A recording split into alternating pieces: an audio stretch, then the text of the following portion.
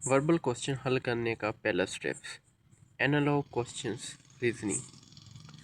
अस्सलाम वालेकुम फ्रेंड्स, आज हम बात करेंगे एनालॉग क्वेश्चन की, जो रीजनिंग और कम्पिटिटिव एग्ज़ाम का बहुत इम्पोर्टेंट हिस्सा होते हैं। सबसे पहले ये समझना ज़रूरी है कि एनालॉग क्वेश्चंस होते क्या हैं। एनालॉग का मतलब होता है दो चीज़ों के दरमियान रिलेशन को समझना और उसी रिलेशन को दूसरी चीज़ों पर अप्लाई करना। सिंपल अल्फाज में ए का बी से जो रिश्ता है वही रिश्ता सी का किस से होगा। इसके कॉमन फॉर्मेट है A is to B as C is to, यानी ए का रिलेशन जो बी से है वो सी का किस से होगा। अब हम एनालॉग की टाइप्स समझते हैं। इसकी टाइप नंबर 1 है सिनोनिम एनालॉगी। सिनोनिम का मतलब होता है सेम वर्ड वाला, यानी कि सेम मीनिंग्स। अब इसकी एक एग्जांपल सुनो। Happy, joyful, sad. हैप्पी और जॉयफुल का मीनिंग सेम है और सैड का मतलब क्या होगा, यानी कि सैड का जवाब होगा अनहैप्पी। अब इसकी टाइप नंबर 2 देखो। टाइप नंबर 2 होती है एनोनिम एनालॉगी। एनोनिम का मतलब होता है अपोजिट वर्ड, यानी कि अपोजिट मीनिंग वाला। अब इसकी एग्जांपल देखो।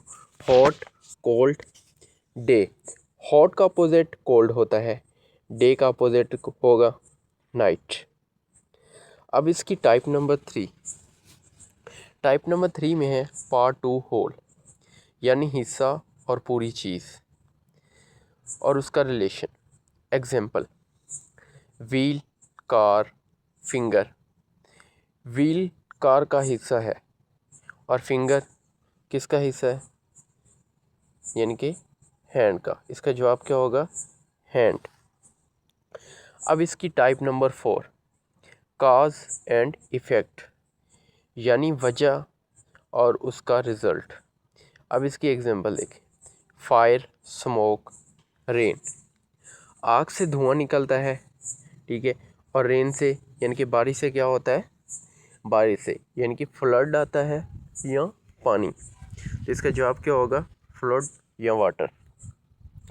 अब इसकी टाइप नंबर 5 देखें। फंक्शन बेस्ड एनालॉगी, यानी चीज़ और उसका काम। अब इसकी एग्जांपल देखें। Pen, right, knife. पेन का काम लिखना है और नाइफ का काम क्या होगा, काटना, यानी कि नाइफ का काम क्या है, कट करना। अब इसकी टाइप नंबर 6 देखें। Object and material. अब इसकी एग्जांपल देखें। Chair, would, ring. चेयर लकड़ी से बनती है, इसी तरह रिंग रिंग बनती है गोल्ड से। अब नेक्स्ट देखें एक छोटी सी प्रैक्टिस जिनसे हमें क्वेश्चन समझ आ जाएंगे, ठीक है। एक छोटा सा प्रैक्टिस क्वेश्चन बुक समझ लें। Reading, food. सोचो बुक का काम क्या होता है, रीडिंग, और फूड का काम क्या होता है, ईटिंग। यानी कि बुक का काम रीडिंग है और फूड का क्या, ईटिंग। Important tips. अब कुछ इम्पोर्टेंट टिप्स सुनो। एनालॉग सॉल्व करते वक्त पहले रिलेशन आइडेंटिफाई करो, सिर्फ वर्ड्स मत देखो, लॉजिक लगाओ। अगर कंफ्यूज हो जाओ तो ऑप्शंस एलिमिनेट करो। जल्दबाजी मत में नहीं आना, ठीक है, जल्दबाजी में आंसर नहीं देना। एक छोटा सा practice question. Book, reading, food. सोचो बुक का काम है रीडिंग और फूड का काम क्या है, ईटिंग। स्टूडेंट्स, एनालॉगी क्वेश्चंस मुश्किल नहीं होते, बस सोच और प्रैक्टिस की ज़रूरत होती है। रोज़ थोड़ी सी प्रैक्टिस से आप वर्बल और आईक्यू सेक्शंस में बहुत अच्छा स्कोर कर सकते हैं। अब पार्ट 2 नंबर्स, लेटर्स, सीरीज़। अब हम नंबर्स सीरीज़ और लेटर सीरीज़ के टॉपिक को समझते हैं।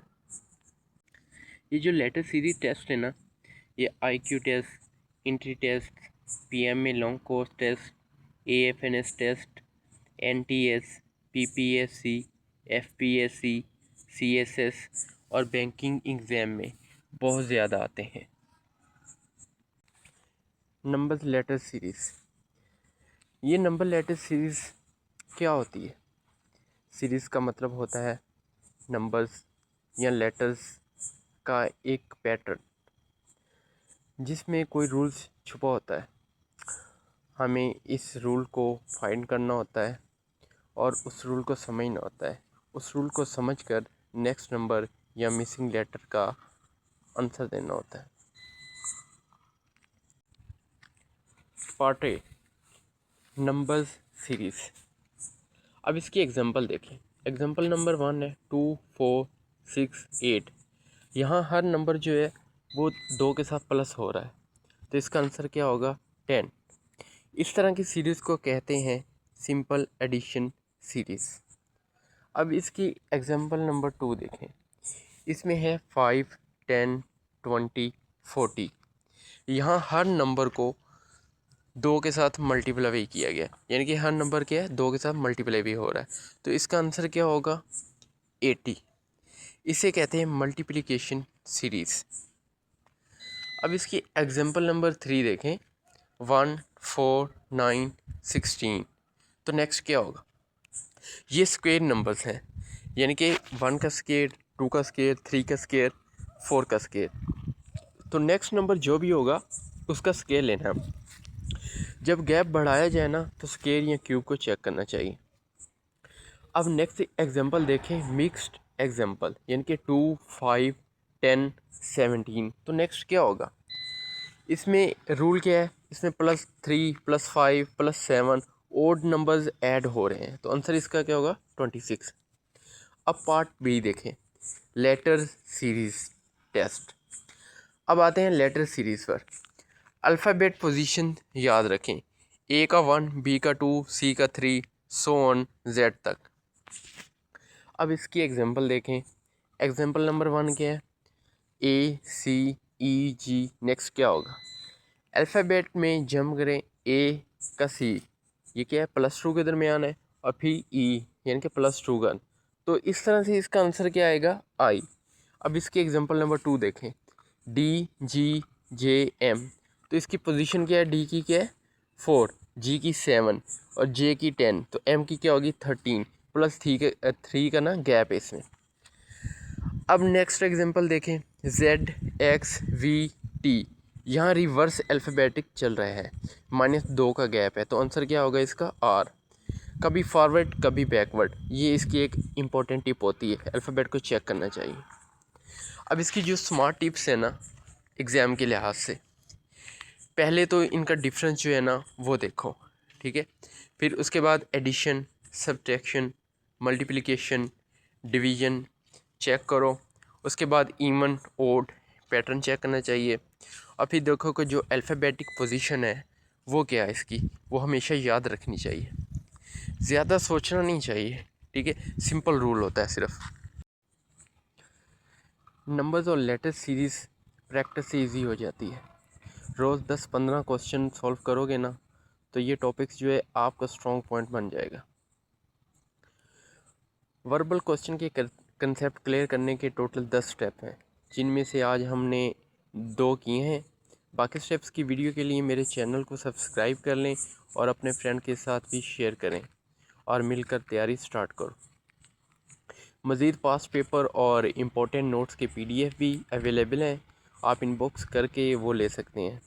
नेक्स्ट पार्ट के लिए सब्सक्राइब करना मत भूलिएगा। शुक्रिया।